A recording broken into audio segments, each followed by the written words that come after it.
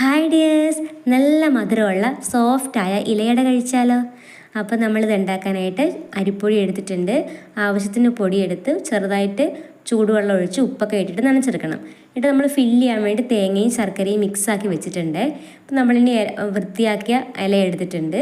ഇനി ചെറിയ ചെറിയ ബോൾസ് ആക്കിയിട്ട് ഇത് നമ്മളിങ്ങനെ പരത്തി കൊടുക്കണം. പരത്തുമ്പോൾ നല്ലപോലെ നൈസായിട്ട് പരത്തിയാലായിരിക്കും കഴിക്കാൻ കുറച്ചും കൂടി ടേസ്റ്റ്.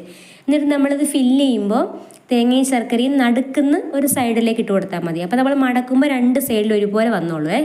എന്നിട്ടിത് ഒരുപോലെ എല്ലാം കൂടി വെക്കാണ്ട് കുറച്ച് കുറച്ച് ആവി കയറ്റി എടുക്കുന്നത്. കാരണം ഇത് കുറച്ച് വലിയ ഇലയായ കൊണ്ട് പാത്രം കുറച്ച് ചെറുതാണ്. അപ്പോൾ നന്നായിട്ട് ആവി വന്ന് വെന്തിട്ടുണ്ട്.